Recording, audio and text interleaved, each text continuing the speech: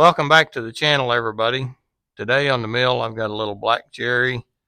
It's 18 inches on the big end. It's a little funny on the little end. It basically stays at 18 inches till you get within the last foot, and then it kind of forks. It's a little under 8 feet long.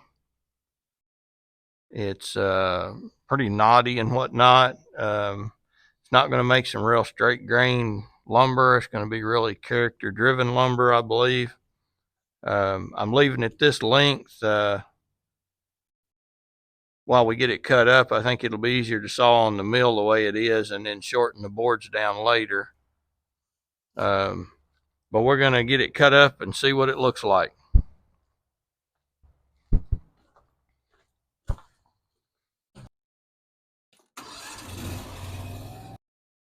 So a little update to the intro. I did end up and get the butt cut of this. They got a dozer down in there on the bottom side of the cliff and got that butt cut out. So I do have it to cut up. You probably noticed that the live sound of the sawmill running in the background is non-existent. I usually turn it down where I can talk over it without it overwhelming the video, but it's missing completely. Just as I finished the intro on this video, my remote mic battery went dead evidently, and so there is no sound on the video from here out except for me talking. I do apologize for that. I considered scrapping this video altogether, but I thought we may want it if I'm going to show the other logs that I cut out of the same tree. To catch up here a little bit, I cut the first slab off in a fletch cut and have rolled it and cut the second slab off, fixing to cut another fletch cut off. The smell of this cherry is just absolutely wonderful.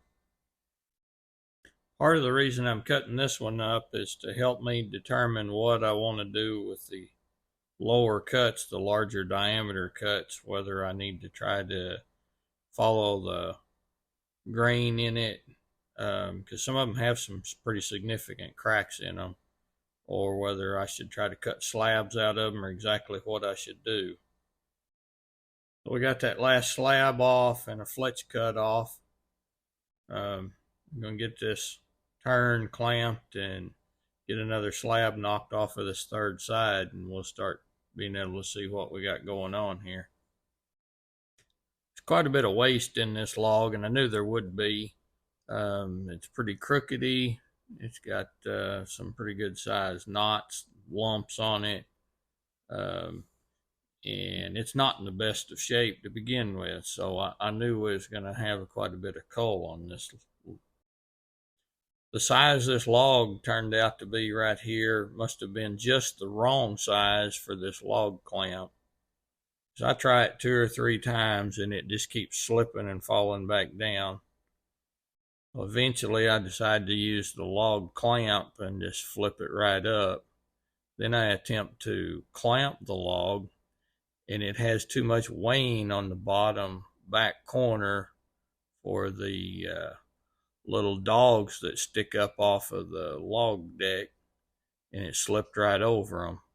If I'd have kept pushing, I'd have pushed it right off on the floor, so I had to stop and get it back up on and make a couple of adjustments to get it clamped down. But we're going to get this last slab cut off of here. I'm running a resharpened 10-degree Woodmizer blade on the sawmill today. It's recently resharpened, so it's cutting this cherry pretty good.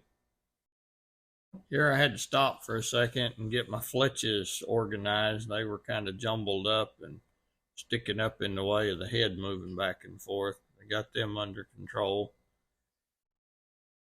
I'm cutting everything out of this log at 6/4 inch and a half.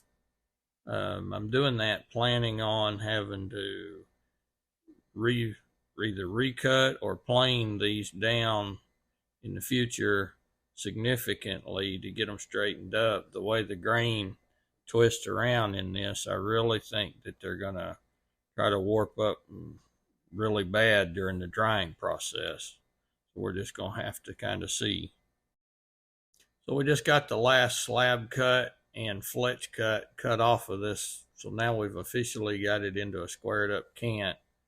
I think I may still have a little bit of wane on one corner of it, but we got it flipped up where I can start cutting some actual boards off of it now. Before I cut the first board though, I'm taking this skim cut to make sure that the top of the cant is true with the mill so that my first board is true. This will fix any discrepancies I had in turning of the log and getting it squared back up as I rolled the log, and any dips that the blade may have taken during the cut. After every board comes off, then I'm checking the cant to see what the next board may look like. Of course, I've got to look at this surface and predict what the bottom surface is going to look like as well. Then I can make a decision whether to keep cutting on this side or whether I need to roll it and find a better face to cut off of. In this instance, we're going to make another cut, get us another board off of it.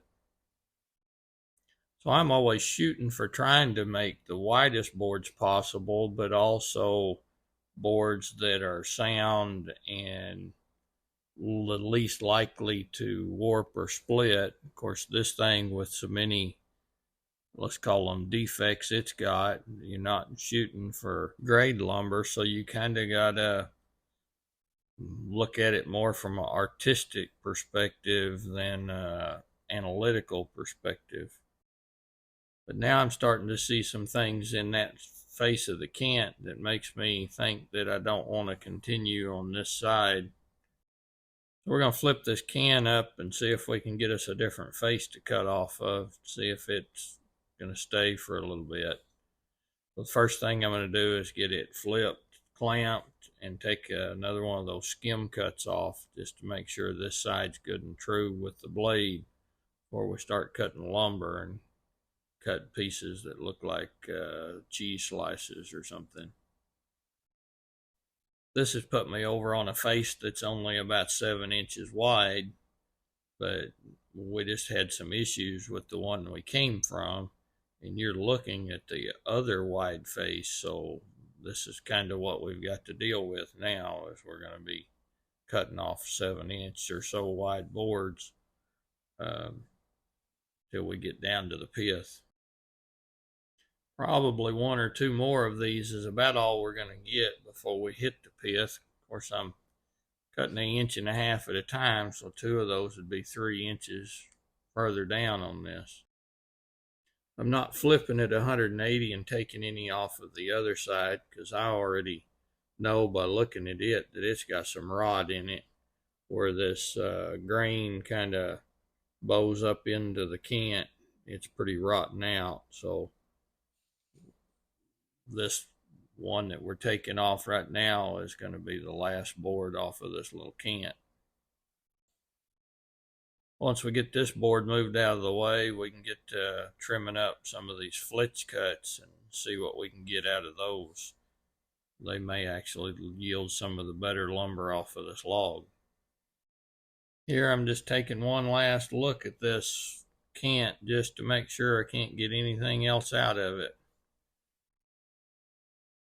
Did I mention how sweet this cherry smells? I'm going to trim up these fletch cuts one at a time just because they're so irregular shaped. None of them are even similar to each other.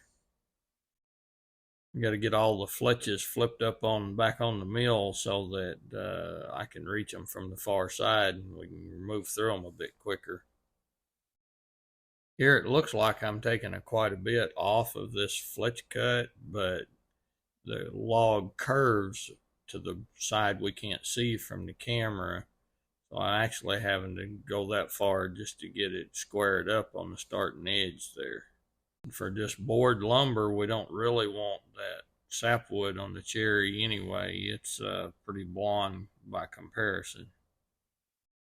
This fletch cut, when I get it stood up, gives you a good idea just how crookedy this old thing was.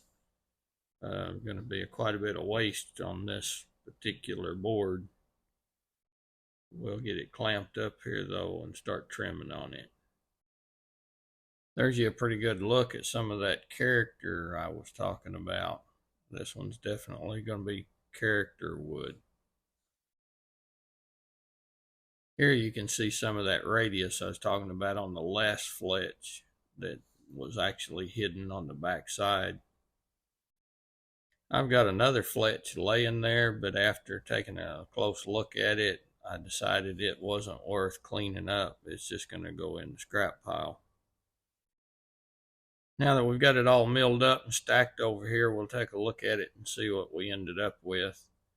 I've got 3 10-inch wide. Of course, remember they're all 6/4 boards, but these are 10-inch wide, 3 of them. They've got some checks and whatnot here on the end of them, but I think I'll be able to cut some pretty decent boards out of the middle of them here and there.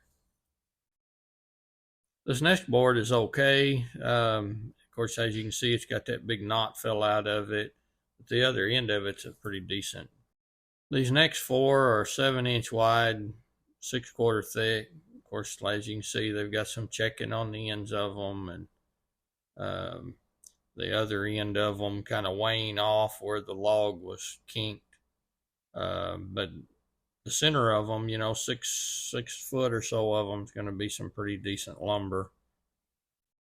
Here I'll show you real quick what we was left with as far as this 6x6 cant with the pith in it. You can see it was in pretty rough shape by the time we got down to here. I appreciate everybody tuning in. Please like and subscribe. If you want to, leave me a comment. I'd be happy to get back with you.